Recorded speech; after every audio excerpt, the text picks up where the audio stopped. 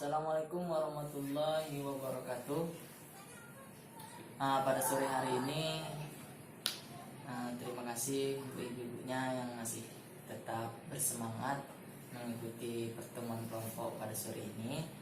Jadi untuk sesi ini kita akan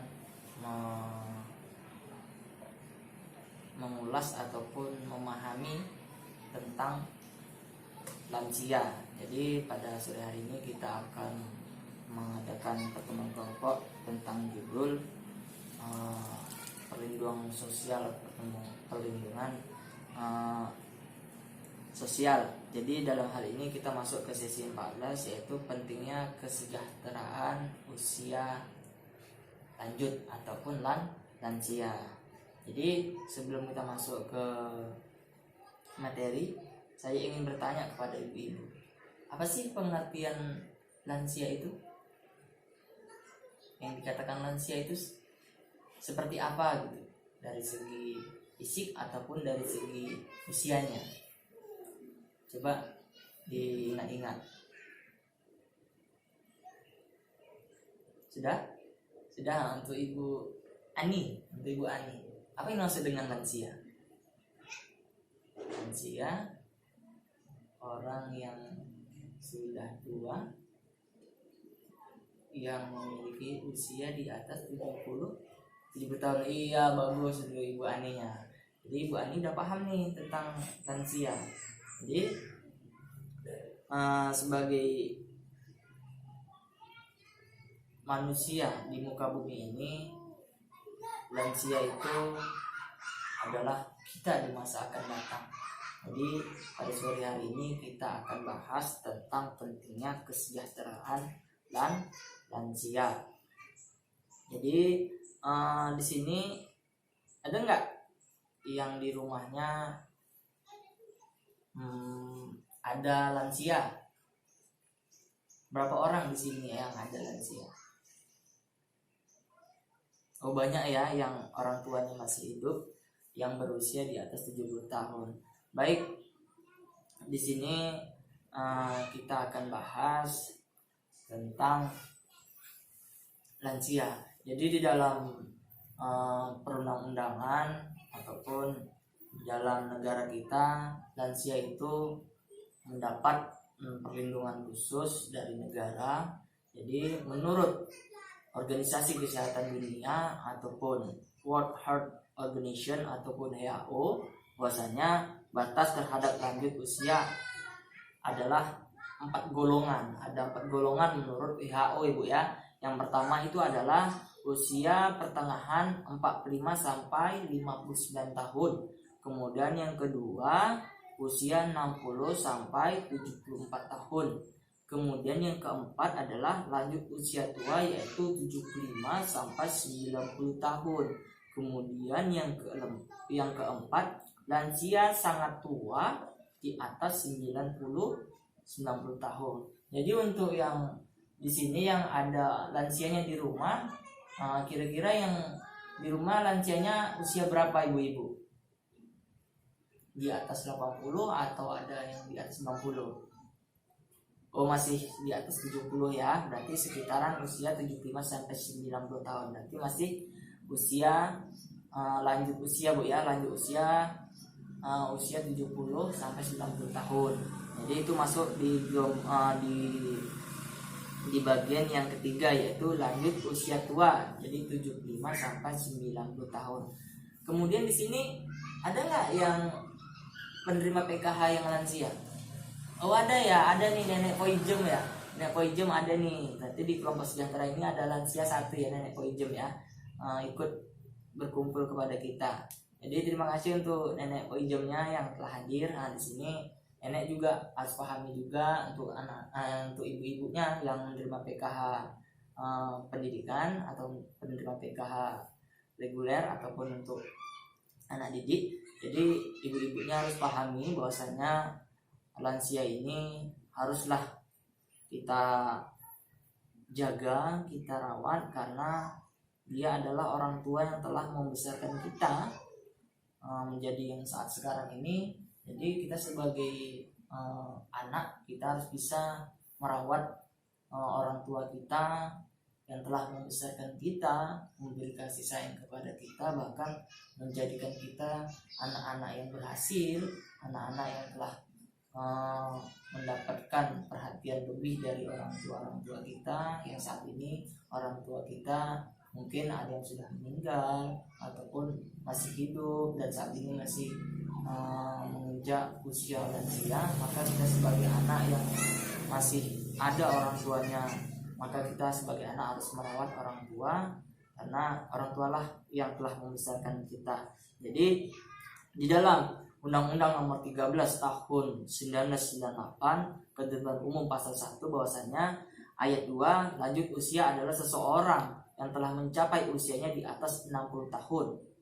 Kemudian catatan lansia yang mendapat bantuan PKH yaitu 70 tahun. Makanya Nenek Paijem tadi usianya sudah mendapat usia berapa, Bu? Nenek? Oh, Nenek udah mencapai usianya 73 tahun. Makanya Nenek ini terdaftar sebagai penerima PKH lansia. Kemudian di dalam ayat 3, lanjut usia potensial adalah lanjut usia yang masih mampu melakukan pekerjaan atau kegiatan yang dapat menghasilkan barang atau jasa. Kemudian di ayat yang keempat, yaitu lanjut usia tidak potensial adalah lanjut usia yang tidak berdaya mencari nafkah sehingga hidupnya bergantung pada bantuan orang lain. Jadi kita sebagai anak, perhatikanlah orang tua kita yang masih hidup, yang saat ini masih usia lansia. Kasih sayangilah mereka seperti mereka menyayangi kita pada waktu kita masih kecil, karena lansia ini adalah potret kehidupan kita di masa akan datang. Karena lansia ini dulunya juga muda seperti kita. Makanya ketika kita diberi umur panjang, ya mudah-mudahan kita diberi umur panjang oleh Tuhan Yang Maha Kuasa, mana tahu kita menginjak usia lansia, maka kita seperti inilah. Ibu perhatikanlah lansia-lansia saat ini, maka kita pikirkan mereka itu adalah masa akan datang kita, ataupun masa kita yang akan datang, seperti itulah kita nantinya. Jadi di dalam negara aja, negara telah melindungi mereka, apalagi kita sebagai anaknya sampai tega menelantarkan mereka. Makanya negara aja perhatian kepada mereka, sayang kepada mereka yang tidak melahirkan ataupun tidak merawat kita. Sedangkan kita yang dilahirkan, dirawat serta diberi kasih sayang, seharusnya kita lah yang lebih utama memperhatikan. Karena di dalam undang-undang aja, di dalam Undang-Undang Nomor 13 Tahun 1998 dan dijelaskan, maka negara telah memberi bantuan kepada lansia-lansia yang sekarang usianya 70 tahun, diberi bantuan. Jadi sebagai anak-anak kita, ataupun kita sebagai anak-anak mereka yang saat ini orang tua kita masih hidup dan usianya menjadi usia lansia, perhatikanlah mereka, berilah kasih sayang mereka seperti mereka menyayangi kita waktu masa kita masih kecil. Kemudian kita bahas lagi, mengapa harus peduli kepada lansia. Jadi dalam kesempatan berbagai ini, setelah kita mengetahui bahwasanya lansia itu dilindungi oleh negara di dalam perundang-undangan, kemudian tadi saya sudah jelaskan lansia itu usia berapa, kemudian mengapa kita harus melindungi mereka. Jadi di dalam Undang-Undang Nomor 13 1998 tentang kesejahteraan lansia memiliki hak yang sama dalam kehidupan. Jadi lansia itu tak ubahnya sama seperti kita. Mereka juga ada hak untuk hidup, mereka ada juga hak untuk bersosial, mereka ada juga hak untuk kasih sayang seperti kita, sama haknya. Jadi kemudian selain itu juga ada hak mereka bermasyarakat, kemudian berbangsa dan bernegara. Jadi lansia itu tak beda dengan kita, sama seperti kita. Kemudian jumlah lansia yang terlantar meningkat. Jadi di dalam negara kita ini lansia itu terlantarnya itu signifikan gitu, meningkat gitu.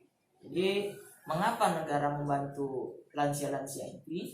Karena negara aja sadar, Kementerian Sosial sadar bahwasanya lansia ataupun orang tua yang sudah menginjak ke usia lansia, mereka banyak yang terlantar. Kemudian Kemensos tahun 2015 di sini mendata bahwasanya ada 16 juta lansia tersebut, sedikitnya ada 2,8 juta lansia yang terlantar dan ada 4,6 juta lansia yang potensial terlantar. Jadi Kemensos telah mendata bahwasanya ada jumlahnya sekitar 16 juta lansia yang terlantar. Nah, makanya di dalam undang-undang telah dicantumkan bahwasanya lansia itu harus diperhatikan. Kemudian Kemensos hadir untuk memberikan ataupun untuk memperhatikan lansia dengan membantukan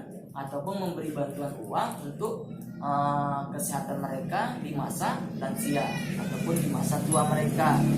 Lansia juga harus diperhatikan karena mereka sama seperti kita. Negara aja perhatian, apalagi kita sebagai anak. Maka sangat sungguh terlalu kalau ada anak yang tidak mau memperhatikan seorang lansia ataupun orang tua sendiri. Kalau ada di sini neneknya ataupun kalau kita cucu tega menterlantarkan neneknya, itu cucu yang sangat sungguh terlalu gitu. Kemudian di sini ada data menyebutkan lansia mengalami kekerasan dan penelantaran. Jadi ada data dari Kementerian Sosial bahwasanya lansia itu ada mengalami kekerasan dan penelantaran. Itulah yang saya bilang tadi, sungguh terlalu tadi.